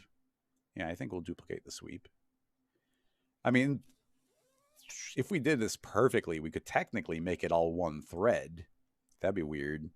But I think technically possible. What I do. But yeah, there's so many lines here. It's getting very visually difficult to tell. Okay, so you see our helix. Our helix is spun around and it is synced, but it's not at the same. Where's the end of this? It's so hard. Okay, there, right there. That's the end of it. So I think our helix is pretty much parallel with that, but it's on some other arbitrary like side. So I just want that to kind of match. I don't know how, I don't think it's gonna be too difficult, but is there a start angle? There is a start angle. Okay. So if we just start increasing this, I'm gonna spin it around. Oh, this is gonna be, okay. There's even more layers to this. Now that I think about it, because this radius is always changing. So we need to increase this radius, and even that's kind of an eyeball, and we can change our start radius, yeah, right around there, and increase that again. I'm just eyeballing right now, so you can see they're pretty dang close. Yeah, pretty dang close to being a direct continuation. But as our spline increases, this is moving. That radius is changing. So we'd actually have to drive this radius. But I don't think that's that hard, because here's what we're going to do. Oh, we need to use espresso. I don't necessarily want to get into espresso. I think we'd be going a little too far here. This is such an unnecessary detail given the effect that we're doing. But I'm going to, I want to, I'm going to increase this a little bit just so you can see they're disconnected. I'm just curious if I could tell the tracer to also see the helix. Oh wait, that's a feedback loop. Can't do it that way. We probably have to yank the tracer out and then trace the tracer. Yeah, that might work. It's not too complicated. So I'm going to say this tracer is interconnecting all the points of a different tracer. Am I still, which one am I linked to? Swap those. Oh, I'm messing things up. Let me undo. I'm going to duplicate that and then yank that one out. That's the original. This is now the modified. The modified is going to view the original. The original is going to be visually hidden. So yes, it seems to have traced itself. And then this one is unrelated to any of the rig. So now I can say the rig should continue from there. But it doesn't seem to continue it. Unless it's from the other points, but it doesn't seem to be. Huh. I'm not sure why this tracer, why we're not seeing those connect. To the best of my knowledge, we got those other ones to connect. I'm not sure why this one isn't. But again, I think we're already going too far to try and match this stuff up. But kind of everything I want to do, I think there are ways of doing it. And we could even control, I'll tell you the theory, but we're not going to build it, is I want to animate that start radius to match everything, but I want to do it parametrically. But if we took the sphere that's traveling up and down, well, it's traveling everywhere. But if I took that sphere and instead I put it into a null and I told the null to move up and down, actually, yeah, I think I could even skip that step. We could just say, what is the distance of this helix? So you see the helix is on the same level. What is the distance from the helix axis to the sphere axis? And that distance is exactly that inner radius. So we need to do a distance calculation of that using Espresso. And I just don't want to get into that right now. We're spending a lot of time on this one already, but that would work. Yeah, so that's all good.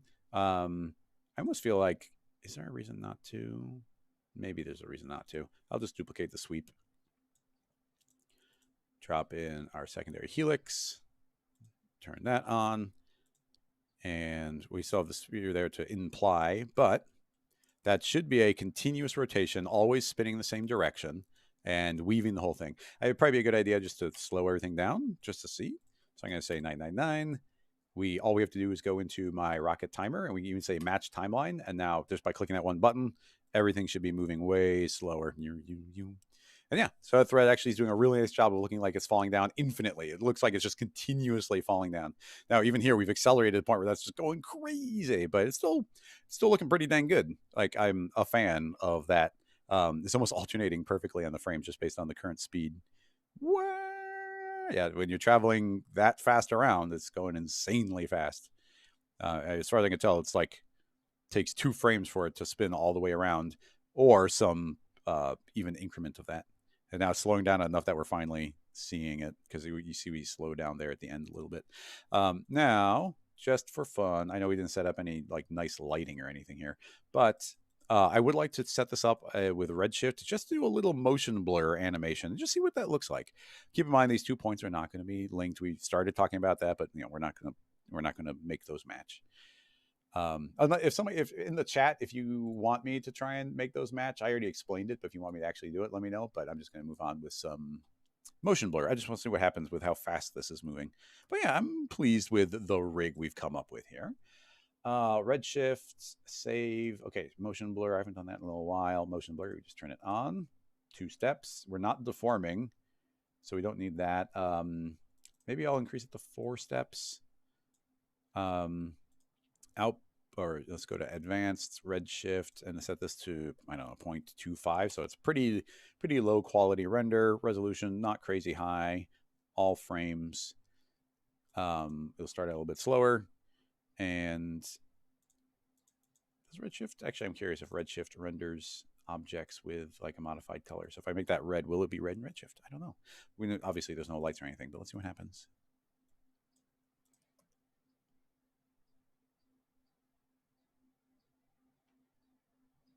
Okay, Redshift does do it just like vanilla, or the old standard renderer and physical renderer would view it. So let's just see what the motion blur looks like. I might need to make a camera to do the motion blur, because I'm not seeing any motion blur. Of course, we're not moving that fast yet, but I think that's plenty fast to see motion blur. Okay, what did I do wrong? Somebody might need to help me with the motion blur, because it's not something I do a lot. Show samples. I don't think we need that. Motion blur, deformation blur. Type still, we might need to set to a movie. That might have been the difference. No.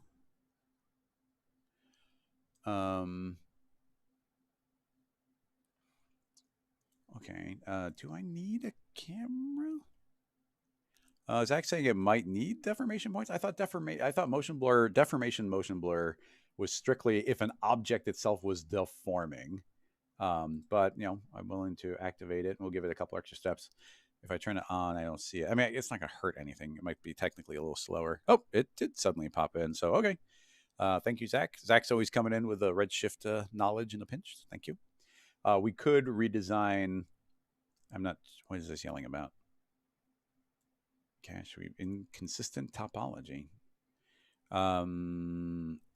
Oh, I guess. See the topology of that shouldn't be changing. The topology of this, though, we are constantly erasing out parts, so I would expect the motion blur not to work on the spiral going up and down because the point count is changing. But it is blurring those. All right, minimize. A little bit of motion blur. As it goes faster, it might look kind of crazier, but right, at least so far, the motion blur is not so important. Given the slower that we're at 1/10 of the speed, I can definitely feel the disconnect there. And Justin's saying that field driver, you got to bake the keyframes to avoid the doubling. Okay, that's good to know. I think we did a lot of work on the Rocket Lasso field driver to make sure it did work with motion blur. The motion blur is not super. Yeah, it wasn't super important. I was just kind of curious what effect it would give us. But yeah, if you're saying the field driver might be creating this problem, I mean, I am curious. So let's just check the first couple frames. So pretty simple, because field driver is just driving one thing down here. So we'll just override it. So I'll just say regular old, actually, animation. You can't add a keyframe? What? That's annoying. There's not a bake either. Well, that's annoying. Yeah, with the Rocket Lasso field driver, I'm pretty sure we could do what I'm trying to do. Let me show you. Okay, this might be another way that my field driver is superior. Right click, and I'm going to add in the Rocket Lasso field driver. The Rocket Lasso field driver will drive the end, and then we will drive it using the timer. Yeah, there's the timer, but we want the one I already built, so it's this one. Timer. And this is going to go from 0 to 100%, except at the beginning it'll be at 1%. Okay, so that is now, you see it's doing the same thing that Maxon and Rocket Lasso had the same concept that we were working on in parallel. Now, I'm just curious if the Rocket Lasso one's going to do any better on the motion blur, because maybe not. Yeah, we get that doubling, but I still don't know if the doubling is kind of realistic or not. But now at least we can do that keyframe thing I wanted to do, which is I can now keyframe that, go to the end of the animation, 1%.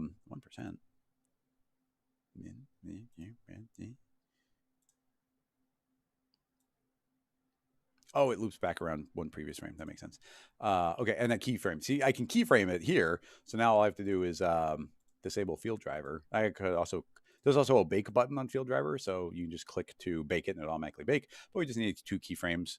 So now the field driver is doing nothing. It's turned off. So let's see if the keyframes on that fix the motion blur. Give it a few frames to get moving.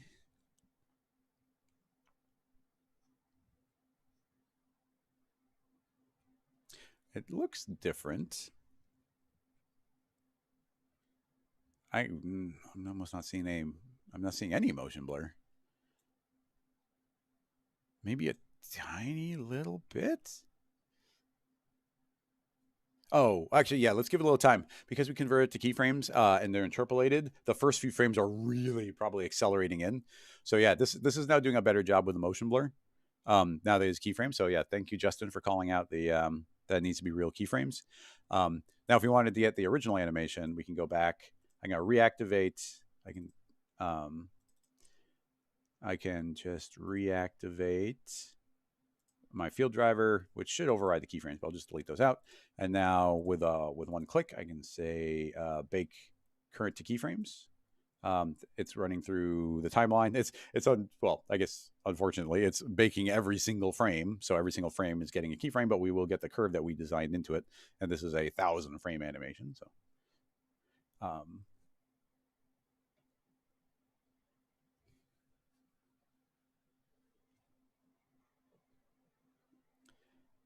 I'm surprised that the Maxon field driver doesn't work with motion blur in particular.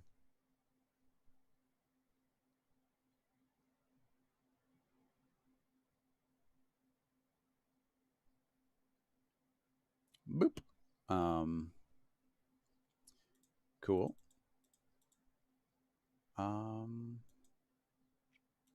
So we'll make sure that the keyframes are what's running there.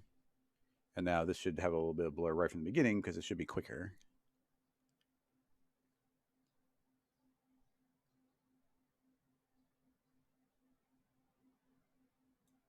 Unless it didn't bake properly. What did I do wrong? Was it still spinning? Clear all keyframes. Yeah, we're still spinning. Viewport feedback. Yeah, well, anyway, I wasn't too concerned with the motion blur. That does look pretty cool, though. And I like that the thread goes up and then goes down again.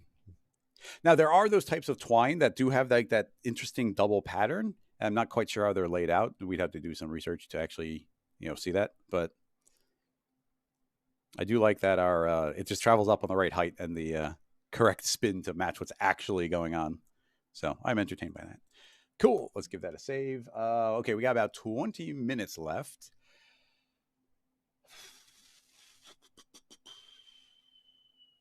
Let me see if there's any. Do you think you could treat the splines as hair and use the, I'm assuming, Redshift object tag? Yeah, I think, there's no reason that we couldn't be rendering those splines directly through Redshift. That would work. But yeah, we got the sweeps working too, so doesn't matter too much there.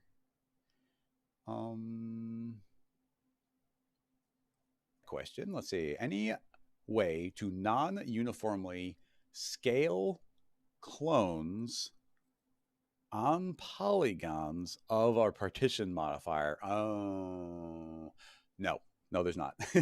And that just goes to the cloner. The cloner can scale on a polygon, but it's scaling on the overall polygon, not on a particular axis of the polygon. So just to visually demonstrate the question, I'm going to make a plane with no subdivisions, and we're going to make the Rocket Lasso partition modifier. And we can drop that on there, and you can see now we're getting all these really cool partitions. And we can go to random animation, turn that on, hit play, and now you can see those are animated around, doing their thing, which is cool. Now it's like, oh, now let's say we want to clone onto those somehow, with, say, a sphere or even a cube, and we want them to be matching the scale. And it just goes to, unfortunately, a cloner, and there's no cloner effect, and there's no effector, and there's no field that sees the actual geometry, like on its X and Z or anything. So while I can clone onto this, we'll make a cloner, and we can even kind of match the scale. It's not going to be perfect. So I can say clone it to an object. The object will be this. I will say I want to clone onto polygon centers. Let's spin this around 90 degrees. T for scale. Actually, yeah. Well, anyway, tell the cloner that we're cloning to a polygon and enable scaling. And scale is 100. And then I always forget, does that mean we want the sphere to be 1? No, can't be 1, but 10 seems too small. But anyway, you can see here that yes, is it got to be 100? That would make more sense, but that seems wildly out of whack. Yeah, I'm not quite sure about what scale it's doing, but let's just call it relative. You can see that the polygons I have that are quite square, like this one, it's actually relatively close. That one's relatively close. The ones that are super stretched, it's close on one side. But the smaller my polygon, the smaller the sphere. But it's not matching both, and it's not scaling to match both. And there simply is not a setting that respects two axes on that. You could build an entire rig out of capsules and extract the polygon data and clone and build something on there. That would be a little tedious to do right now, and I'm honestly not sure that I'd be able to do it. But you see that these are doing a kind of a cool job of scaling around, but it's definitely not perfectly there. And I definitely get the desire to have these be perfectly scaled so that this whole thing would be filled up. Instead, and now unfortunately we're just limited to doing tricks, tricks directly on here, like extruding and doing geometry on them. So I could extrude all of those and build geometry out of it. And we make a whole city out of this if we wanted to. I can close my caps there, and I see those are actual boxes. And then we could, you just said geometry, Zach, I think. Yeah. Where did you ask the question? Yeah, scale clone. You just said clone. So it's we could fake a bunch of ways by using modeling commands. But now it's okay, now I've got boxes. It's well, we could almost make these sphere-like by doing a series of things like a subdivide. So yeah, but now I'm just doing modeling commands. Now I've subdivided everything, and then I'll even just take a regular deformer and make a smoothing. So I can start smoothing those out. By doing a little bit of rounding, we could subdivide more. Actually, this can even be a smoothing one, but that's scaling them down a bit. Subdivide more. Yeah, so you see I've kind of rounded them out. They've all shrunk a little bit just because of the nature of the smoothing and whatnot. And now that this is all just geometry, it's oh, I can hit play and these will animate. Those are doing a good job of matching, but that's because these are modeling commands and not the cloner seeing all the information. I would love to be able to do that type of stuff, to do some crazy perfect distributions, but alas, we cannot. Scroll back down.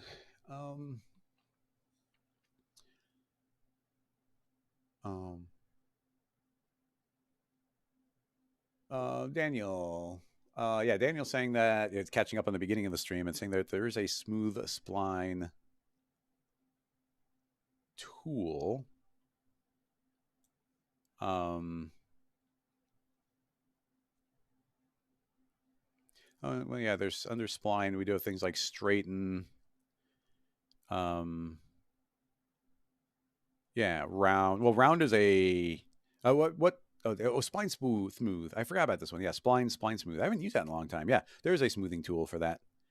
And actually, it does say magnet. So yeah, look, magnet also lives right here under spline, saying that yes, you can use it. So I think magnet exists under mesh somewhere.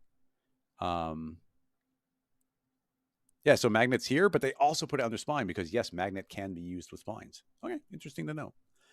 I guess I'll save this one just in case anybody wants it.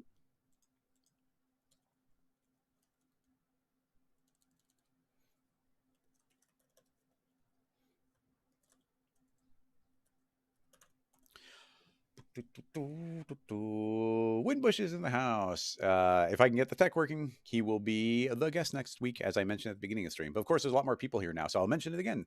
Next week, the first guest of season 7 is going to be Jonathan Winbush, and he's of course the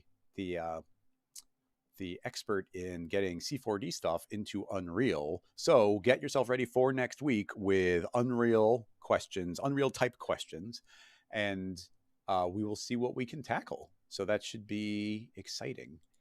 Looking forward to it. Kelsey had a question, but then retracted it. Oh, hello. Hi, Kelsey. Hope things are going well. Okay, I think, let's see, Ann Witt, or Ann Witt Das 90? Anyway, I just asked you for a landscape mountain help. I just asked landscape mountain help, specifically a spiral thing in a mountain in Reddit.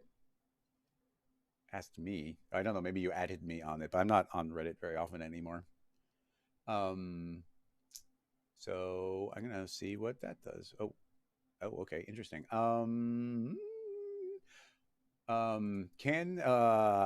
Anwit, if you're still here, can you post the source of that image, because you're just linking to like some artwork and there's no artist attribute on it, so I don't want to pull it up on screen until I know who we can give credit to. I might be able to just tackle it in the abstract, but if we're going to show the specifics, I want to always be able to give credit. Let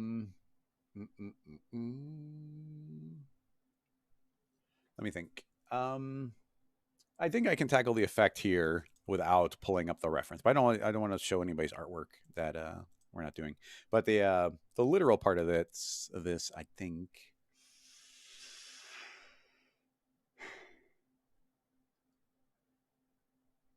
Yeah, it's actually an interesting use. I think we're going to end up using Slicer, honestly.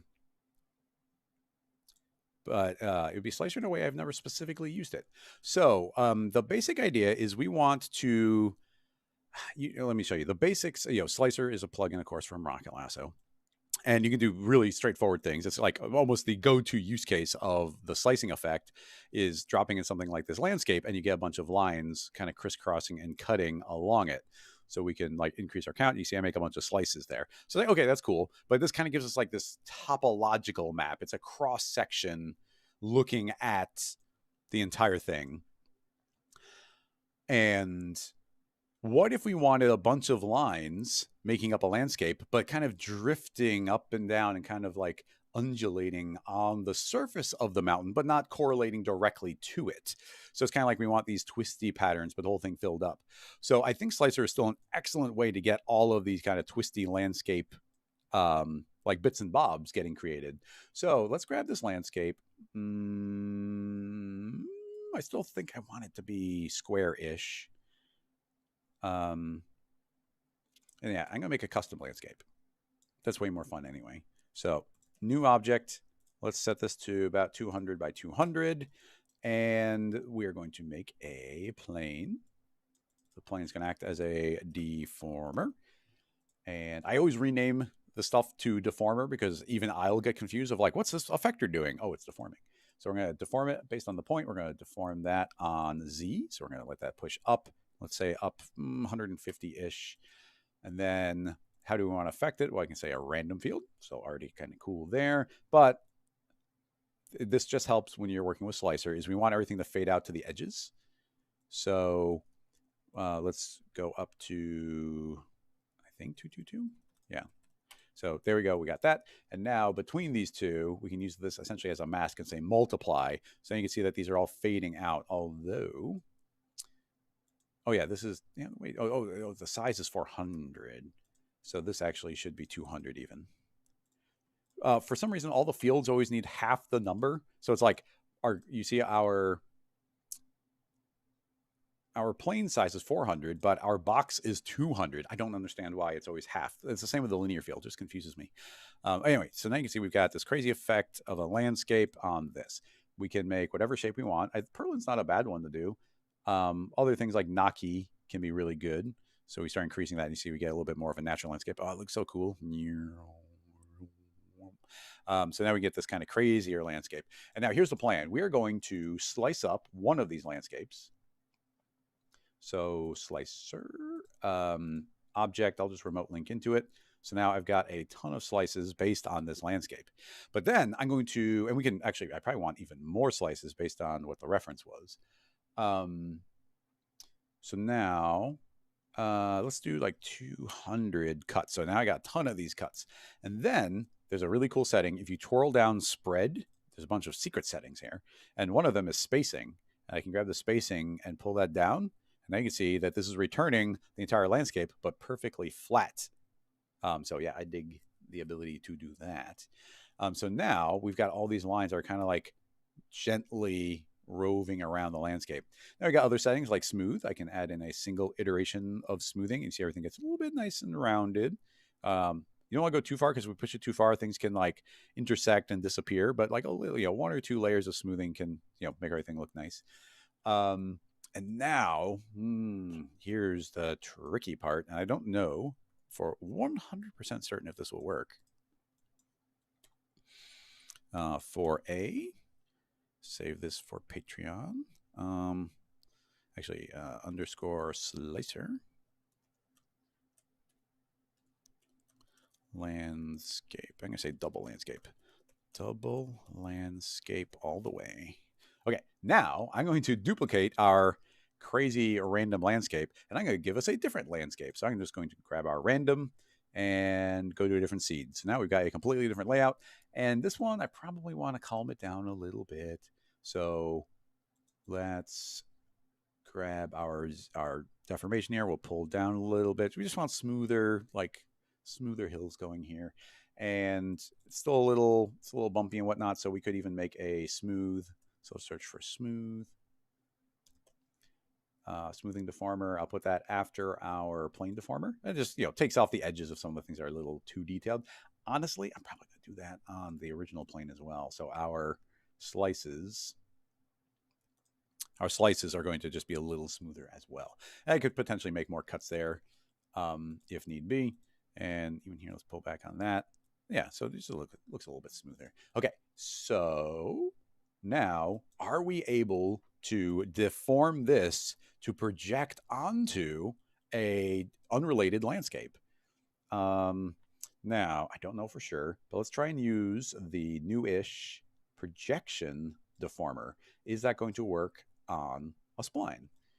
Projection, project on Y, and I want to strike this. Oh, that's encouraging.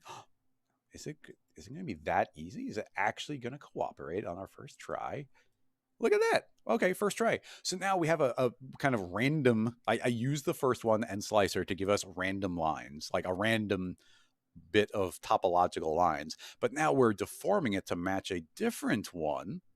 And this different one is, now we just have these fun lines that aren't just slicing through, but they're kind of drifting up and drifting down and around.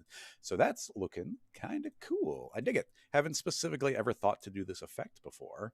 So we can grab slicer, throw that into a sweep, throw that into a end side, drop that down to, I don't know, 2. Give it a bunch of sides. And a radius of 1.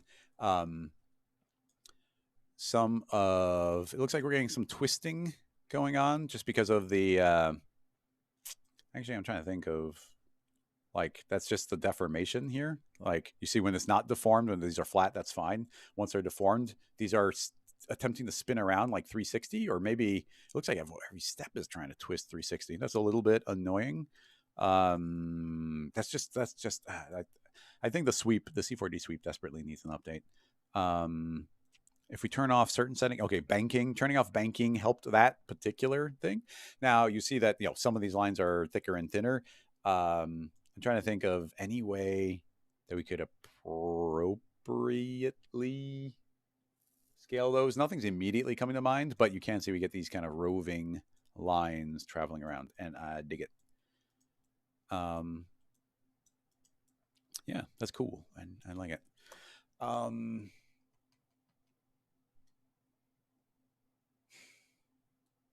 Welcome, Badger.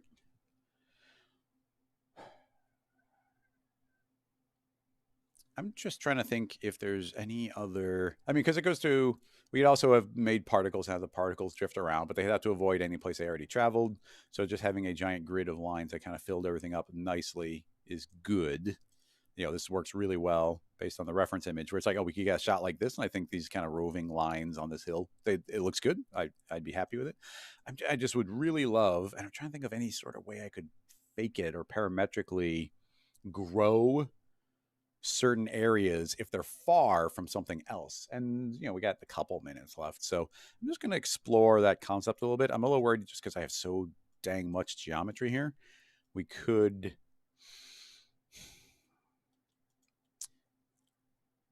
The extra resolution is not going to be bad for us. But there's a lot of geometry. I'm worried. Like, I'm thinking vertex maps maybe could do something for us here. Maybe.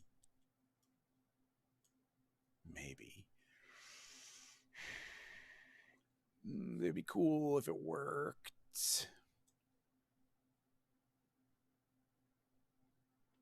That would have to transfer to the line. It would have to transfer back again. And we have to inflate, and inflate based on a blur. I mean, I think it would help on the margins. It's not going to help with huge gaps. Like, that's just too big of a gap. Like, that doesn't fill that space. So that simply wouldn't do it. But on something like this, I feel like it could make areas thicker and thinner. I don't know if we'd want to do that, but just out of my own curiosity, it would be kind of cool to know.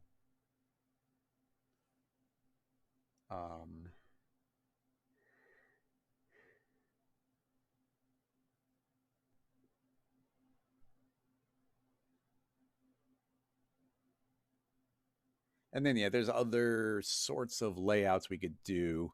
Now that we're in the landscape, I guess before I did the vertex map thing, just out of, just for fun, if we grab the original slicer, don't sweep it, and let's give it that spacing back again. So you can see it's back to being a mountain. There's a different mode that we can do.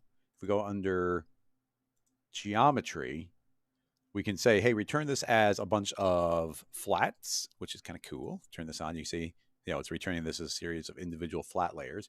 We could return it as a series of extruded layers, which is also very cool. But does this work? I don't know. There's another mode, though, called landscape. And landscape is interesting, and it's kind of hard for us to put together. Probably, I don't know if anybody's ever used this mode besides me. But essentially what this is doing is it's taking every layer and then the next layer, and it's taking the next layer and lowering it down to the previous layer below it and combining them into one spline, or like one segment. So essentially what that means when this gets extruded is every other line is getting extruded, but they're not identical lines. It's one line and the next on the same level getting extruded. So now that I had like this type of geometry, could we... And this just comes with thickness. I guess we could potentially return a thickness of 0. Yeah, and now those are flat. If we go back to our original shape and get rid of our spacing, those become flat in theory. and we turn on a projection, and now those are reprojected. That looks pretty cool. Yeah, these are reprojected. Now we still do get those gaps, and there is no invert. You know, I've never needed it, but now, you know, it would have been cool if we had a invert button on that. None top. What does match pair mean?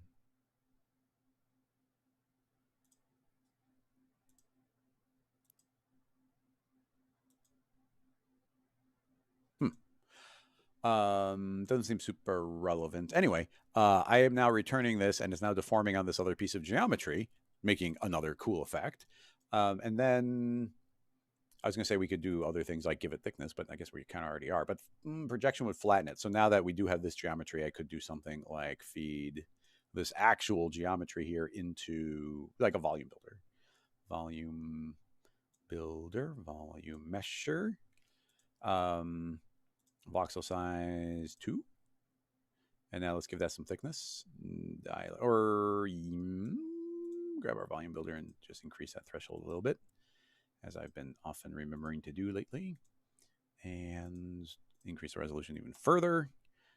And yeah, not amazing. I just thought this would be a way of giving it some geometry, but the amount of detail we're having to put into it, like, you know, we're getting these lines here with some thickness and rounding. I want them to look kind of smooth and rounded, and we can do that, but it's just going to be, we're throwing so much geometry at it that we have to keep on making this smaller and smaller. I don't think 0.2 is insane, yeah. But yeah, it's like now there's so dang much geometry here that I don't think we, yeah, that's kind of what I was going for, like these kind of like smooth ribbons. So, yeah, again, just kind of another look that looks kind of cool. I dig it. And again, not anything I ever specifically thought about. And best thing ever, still entirely parametric. I could go back and change any aspect of this, and we would be getting different effects on the entire thing. Anyway, that's as far as I can think to go with that one in particular. So yeah, I think we might go and start wrapping this all up. Thank you so much, everybody, for coming, hanging out. If you want access to these scene files, they should be up in, I don't know, about 2 hours, up on the Patreon, and you should come and join and hang out on the Slack channel, which I will actually put a link in the chat. So you can head on over to rocketlasso.com/community, and you will find a direct link to joining the Slack channel.